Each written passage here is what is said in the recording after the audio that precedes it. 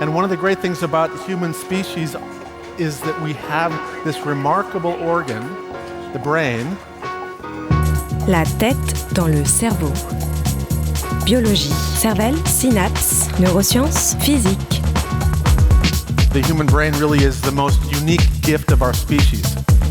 Avec Christophe Rodeau. Le simple fait de regarder une forêt pourrait avoir des conséquences assez impressionnantes. La tête dans le cerveau.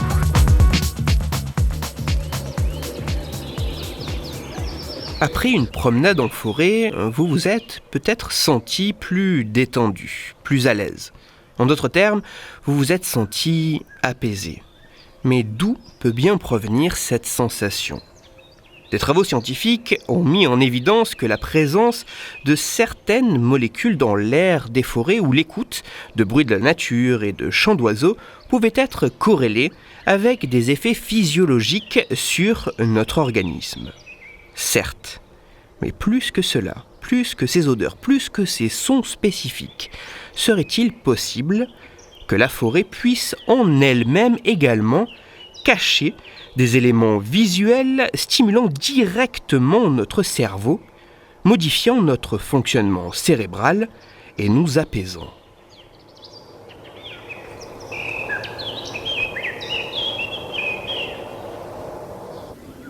Est-ce que la simple vision de photographie de forêt peut avoir un impact sur notre fonctionnement physiologique et cérébral ?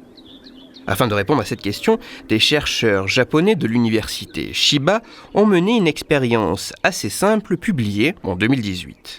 Un peu moins d'une vingtaine de volontaires ont été soumis à une tâche élémentaire, regarder des images. Placés devant un très grand écran avec une excellente résolution, les participants pouvaient voir soit une image de forêt, soit une image de ville. Ces photographies étaient affichées durant 1 minute 30 exactement. Pendant que les volontaires contemplaient l'image, une technique non invasive et indolore d'imagerie spectroscopique proche infrarouge fonctionnelle était utilisée. Cette technique consiste à mesurer l'oxygénation d'une zone du cerveau, dans cette étude le cortex préfrontal, afin d'en déduire son activité. Si les chercheurs se sont intéressés à cette région du cerveau, c'est que l'activité du cortex préfrontal a notamment été corrélée à des comportements dépressifs ou associés à certains troubles mentaux. En d'autres termes, les scientifiques s'intéressaient à l'activité d'une région bien précise du cerveau, le cortex préfrontal, pendant que les participants regardaient leurs photographies de villes ou de forêts. Une fois la contemplation de l'image terminée, les volontaires devaient évaluer à l'aide d'un questionnaire leur niveau, notamment de détente ou de confort.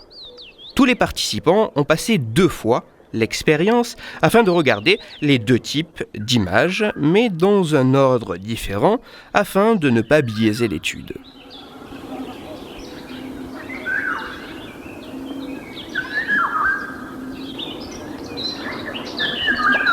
Les résultats montrent que regarder une image de forêt ou regarder une image de ville ne semble pas induire tout à fait les mêmes effets. Tout d'abord, suite à la contemplation d'une image de forêt, les volontaires s'estiment subjectivement plus détendus et dans un état plus confortable que suite à l'observation d'une image de ville. Mais plus que cette appréciation subjective révélée par les questionnaires, l'activité cérébrale lors de la vision de ces 2 types d'images n'est elle aussi pas la même. En effet, comparé à ce qu'il se passe après la contemplation de l'image de ville, il semblerait que suite à la vision prolongée de l'image de forêt, l'activité du cortex préfrontal droit soit moins importante. Ce même cortex préfrontal dont l'activité a été corrélée à des comportements dépressifs ou certains troubles mentaux.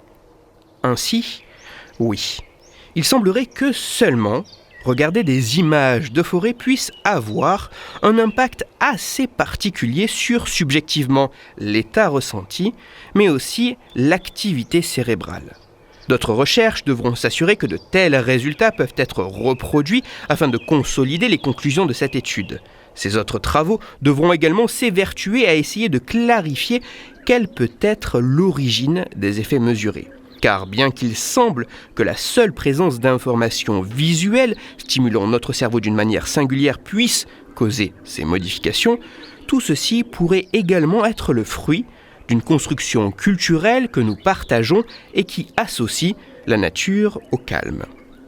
Pour conclure, plus que certains bruits et odeurs présents, et malgré les nombreuses incertitudes autour du lien causal pouvant exister entre l'exposition à certains milieux naturels et les éventuels effets sur notre fonctionnement physiologique et cérébral, il se pourrait que certains éléments intrinsèquement présents dans la forêt puissent être traités d'une manière bien spécifique par notre cerveau et entraîner une certaine forme d'apaisement tout en limitant potentiellement les effets dépressifs et autres troubles mentaux.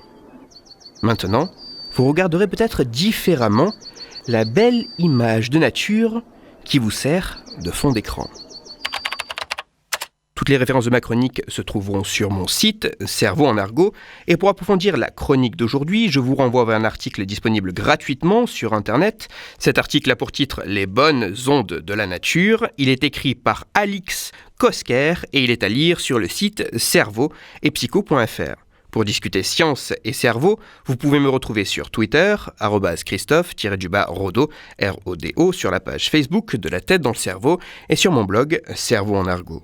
Je vous rappelle que si vous, auditeurs, vous avez des questions ou des sujets dont vous voudriez que je parle, n'hésitez pas à me le faire savoir directement sur mon compte Twitter, sur la page Facebook ou par mail à l'adresse latettedanslecerveau@gmail.com et j'essaierai d'y répondre dans une future chronique. Toutes mes chroniques, y compris celles-ci, sont disponibles en réécoute sur mon podcast La Tête dans le Cerveau, à retrouver sur toutes les plateformes, dont SoundCloud, Deezer, Spotify, Google Podcast et iTunes. Christophe Rodo. La tête dans le cerveau.